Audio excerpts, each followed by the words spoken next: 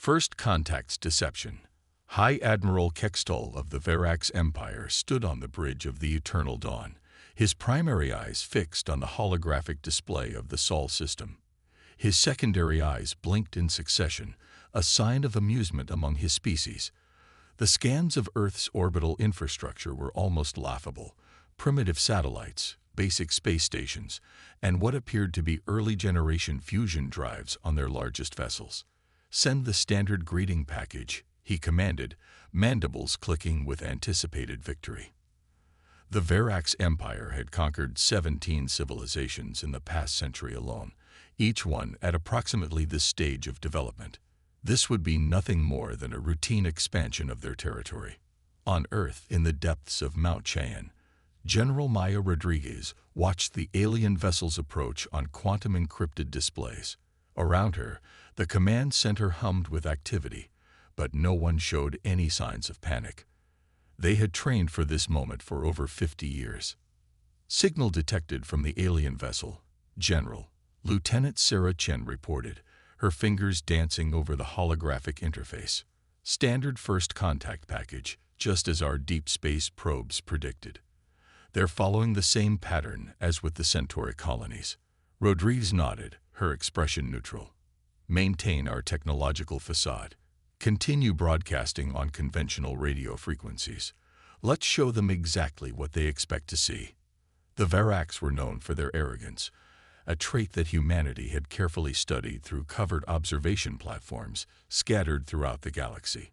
For decades, Earth had maintained the appearance of a slowly developing civilization, all while making quantum leaps in technology behind the scenes.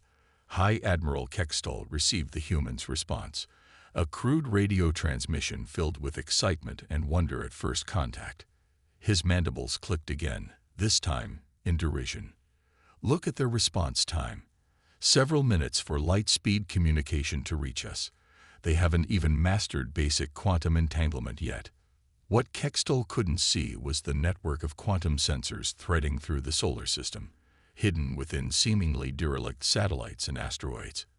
Every movement of his fleet was being tracked, analyzed, and fed into the most advanced artificial intelligence systems ever created by human hands. In her office aboard the primitive Earth Defense Station Alpha, Admiral Sarah Chen reviewed the latest intelligence.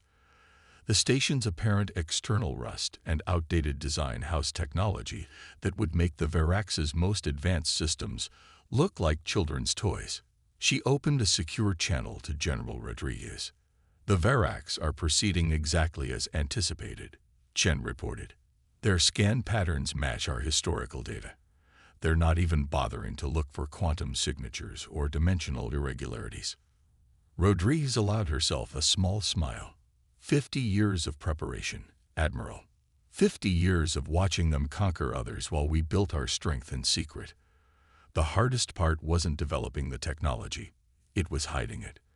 The Verax fleet grew closer, their formation loose and casual. Their scans continued to show exactly what they expected. A civilization barely reaching for the stars, ripe for conquest. They didn't notice the dark matter generators hiding within Earth's moon, or the quantum field manipulators disguised as communication satellites. In orbit, what appeared to be civilian research vessels continued their seemingly mundane activities. Inside these ships, crews sat at stations that looked deliberately outdated, while beneath the false panels and hidden compartments, quantum computers ran combat simulations and weapon systems remained in standby. High Admiral Kextol prepared his standard conquest speech, the one that had preceded the subjugation of so many other worlds. His fleet's weapons remained powered down. There was no need to waste energy intimidating such a primitive species. "Send the ultimatum," he commanded. Standard terms: immediate surrender and integration into the Empire, or demonstration of our superior firepower. As the transmission went out, General Rodriguez sent a single encrypted quantum message throughout Earth's defense network. Initiative Sleeping Giant is now active. All units prepare for Protocol Omega. The trap was set. Humanity's greatest deception was about to be revealed, and the Verax Empire was about to learn why appearance and reality were often very different things indeed. The Silent Strategy. Dr. Elena Santos stood in the heart of lunar base Artemis, surrounded by technology that would shatter the Verax Empire's understanding of physics. The base's exterior looked like a collection of crude habitation modules, complete with fake pressure leaks and outdated solar panels. But beneath that carefully crafted facade lay humanity's greatest technological achievement, the quantum nexus. "Status report on the nexus," she commanded, her voice steady despite the tension of the moment. The massive quantum computer complex that filled the moon's interior hummed with barely contained power, its true nature hidden from the Verax's primitive scans by layers of dimensional shielding. "All systems nominal, Doctor," her AI assistant responded. "The quantum entanglement network is maintaining full coverage of the solar system. The Verax remain unaware of our observation capabilities." Above Earth, High Admiral Kextall's ultimatum hung in space, transmitted via simple radio waves. The human response was exactly what he expected. Panicked discussions among their leadership, confused diplomatic messages, and signs of military mobilization that seemed almost quaint to his experienced eyes. "Look at them scrambling their chemical rockets," his second-in-command chittered in amusement. "They're actually trying to achieve combat positions with primitive reaction drives." But in the spacecraft that appeared to lumber through space on inefficient chemical engines, humanity's finest pilots sat in neural interface pods, their minds linked directly to quantum-powered propulsion systems disguised as fuel tanks. What looked like clumsy maneuvering was, in fact, a carefully choreographed dance, positioning each vessel exactly where it needed to be. General Rodriguez watched the deployment from her command center. "Status of Project Prometheus?" she asked, her eyes fixed on the tactical display showing the Verax fleet's position. "All systems ready, General," Lieutenant Chen responded. "The antimatter production facilities in Mercury's core are at full capacity. Each civilian vessel is armed with enough firepower to level a small continent. The Verax still haven't detected our quantum signatures." The deception went deeper than just hidden technology. For decades, humanity had leaked false scientific papers, broadcast doctored communications, and maintained a carefully crafted image of technological progress that seemed natural but was entirely artificial.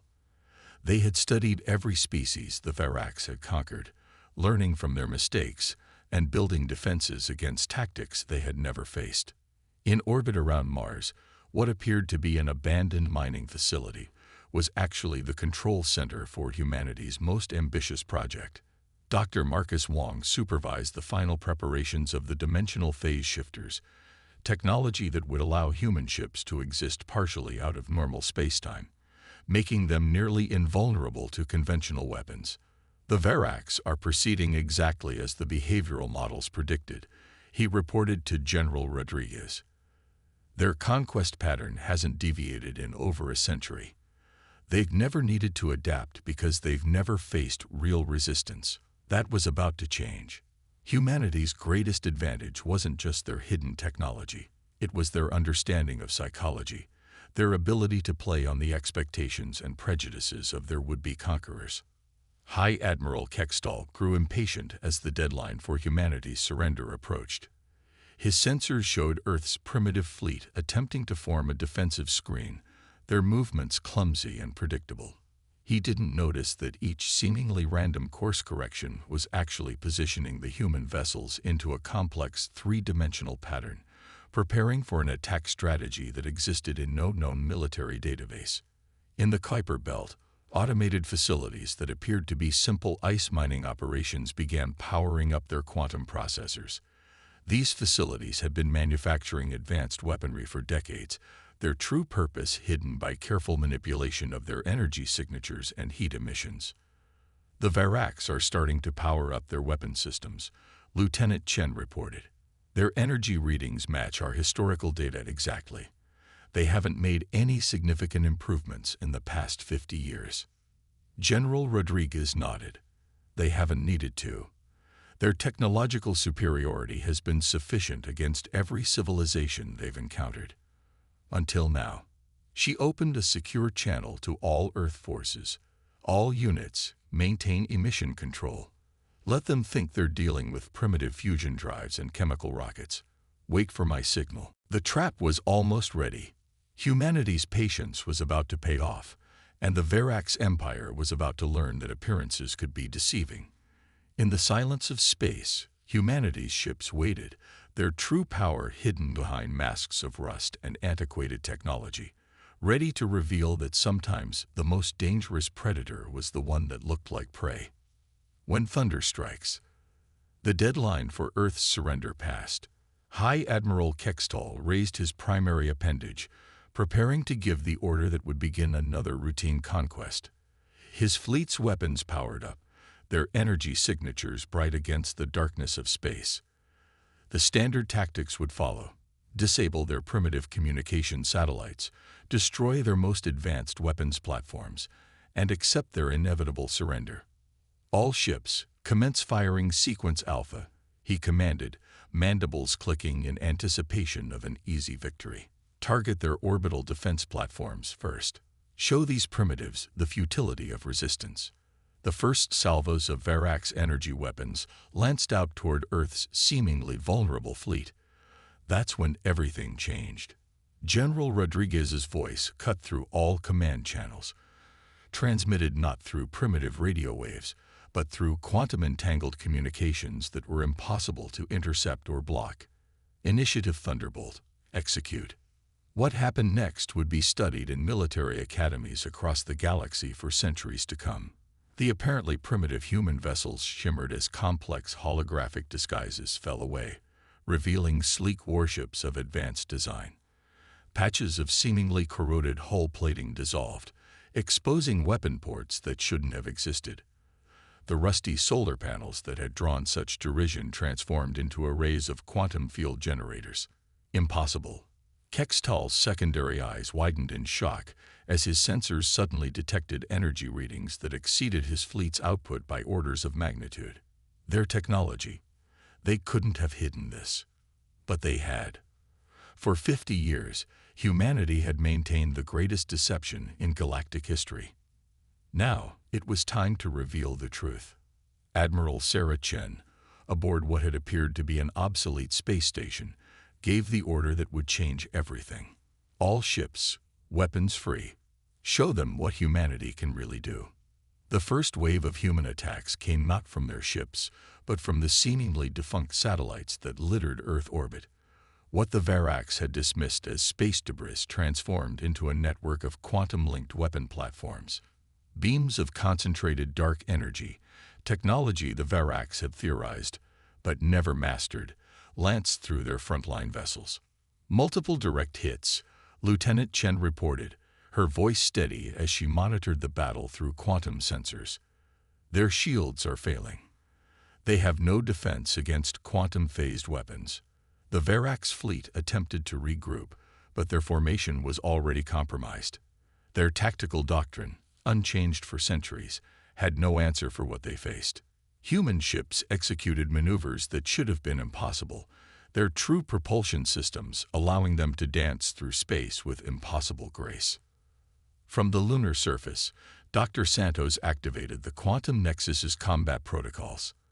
The massive AI system began coordinating humanity's forces with precision that bordered on precognition, predicting Verax responses before they happened. They're trying to establish a defensive formation, she reported to General Rodriguez. Standard Verax doctrine when faced with superior firepower. The Nexus has already calculated 47 different ways to exploit their predictable responses. The space around Earth lit up with weapons fire. Human vessels phased in and out of normal spacetime, making them nearly impossible to target. Their weapons were unlike anything the Verax had encountered. Quantum-entangled projectiles that ignored shields, dark energy beams that disrupted the very fabric of space, and antimatter torpedoes guided by artificial intelligence. High Admiral Kextall watched in horror as his fleet's advantages evaporated. Fall back, he ordered, his confidence shattered. Regroup at the system's edge. We need to warn the Empire. But humanity had planned for this too. The seemingly abandoned Kuiper Belt facilities activated, revealing themselves as massive phase gates. Quantum fields spread across space, trapping the Verax fleet in a web of altered spacetime. Your empire has grown complacent.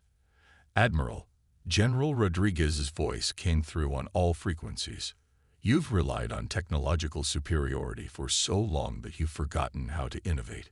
Humanity chose a different path. We watched, we learned, and we prepared. The battle became a demonstration of everything humanity had achieved in secret. Ships that appeared to be hit simply phased out of damage, their quantum field generators making conventional weapons nearly useless. Human AIs predicted and countered every standard Verax tactic before it could be implemented. Dr. Wong, monitoring from Mars, activated the final phase of humanity's defense plan. The dimensional phase shifters created localized bubbles of altered spacetime, trapping Verax ships in temporal distortions that made coordinated action impossible. This is not just a defeat, General Rodriguez transmitted to the failing Verax fleet. This is a lesson. Humanity will not be conquered. We will not be subjugated. And we are far more than we appear to be. As the battle reached its climax, the truth became undeniable. Humanity had not just prepared for this conflict, they had revolutionized warfare itself. The Verax Empire's greatest mistake hadn't been attacking Earth. It had been believing that technological progress could be measured by what was visible on the surface. The dance of deception. The remnants of the Verax fleet scattered across the solar system, their formation shattered, their confidence broken. High Admiral Kextol's flagship, the Eternal Dawn, limped toward the outer system, its quantum communications array desperately trying to contact the Empire. But even this retreat was part of humanity's carefully orchestrated plan. They're attempting to broadcast a warning message, Lieutenant Chen reported from her station. Exactly as predicted. Activating the quantum interference grid now. Across the solar system, hidden transmitters that had laid dormant for decades came to life. What the Verax didn't know was that humanity hadn't just prepared for this battle. They had prepared for every possible outcome, including defeat. The quantum interference grid ensured that no unauthorized transmission would ever leave the solar system. Dr. Santos monitored the grid's effectiveness from Lunar Base Artemis. The Verax quantum protocols are even more outdated than our intelligence suggested, she noted. They haven't updated their encryption in over 3 centuries. Overconfidence made them predictable. High Admiral Kextol felt that predictability dissolving into chaos as his ships tried to regroup. Every standard tactic, every practiced maneuver that had served the Empire for generations, was met with a precise counter-response. It was as if the humans had spent decades studying exactly how the Verax would react. They had. In her command center, General Rodriguez watched the tactical display with satisfaction. "Begin Phase 2, she ordered. "Show them why we let their scout ships observe us for all these years." Across the solar system, human ships began executing maneuvers that seemed random at first glance. But to the trained eye, they were performing an elaborate dance, herding the scattered Verax vessels into predetermined zones. Each zone was covered by multiple layers of quantum sensors and dimensional phase shifters, creating a 3-dimensional chessboard where humanity controlled every square.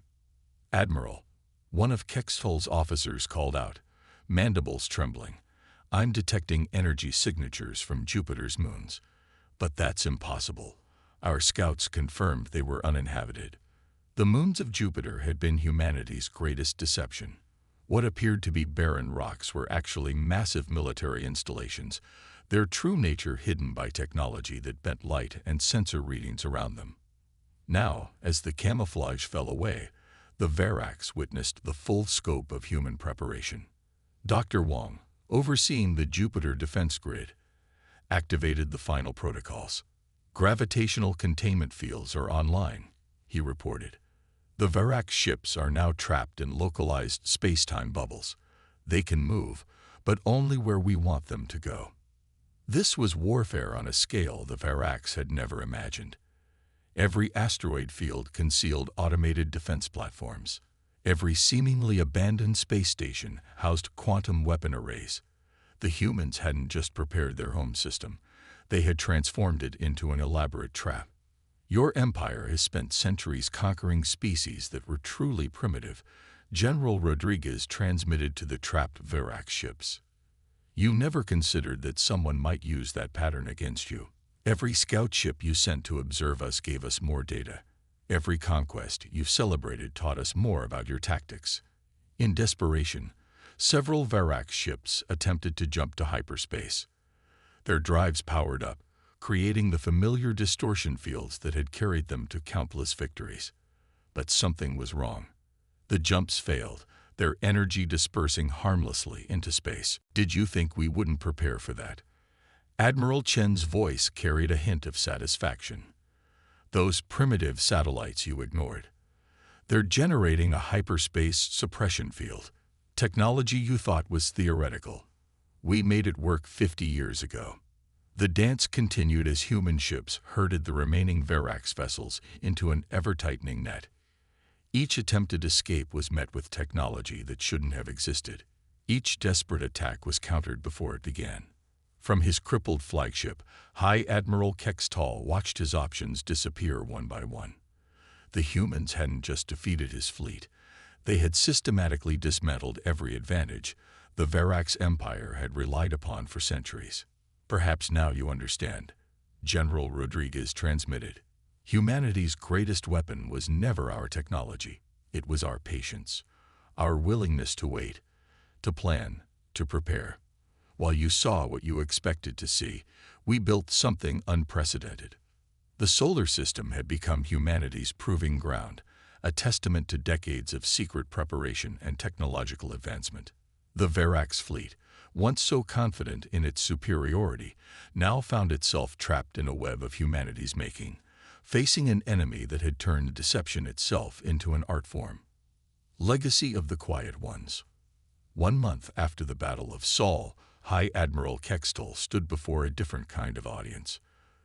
The command center of Earth's Orbital Defense Station Alpha was filled with both human and Verax officials. The station's true face was finally revealed, not the decrepit facility it had appeared to be, but a marvel of engineering that embodied humanity's technological leap. We've received the formal surrender of the Verax Empire, General Rodriguez announced, her voice carrying across the chamber. But what happens next is perhaps more important than our victory. The holographic displays showed the full extent of what humanity had achieved, not just in the Sol system, but beyond. Deep space probes that the Verax had dismissed as primitive exploration vessels were revealed as quantum surveillance networks. What seemed like failed colonization attempts on distant worlds were actually forward operating bases, waiting silently for the moment they would be needed. Dr. Santos stepped forward, activating a new set of displays. For the past 50 years, humanity hasn't just been defending Earth. We've been preparing to reshape the galaxy. The holographic image expanded, showing hundreds of seemingly abandoned outposts and stations scattered throughout Verax space. Each one housed technology that the Empire had never imagined possible.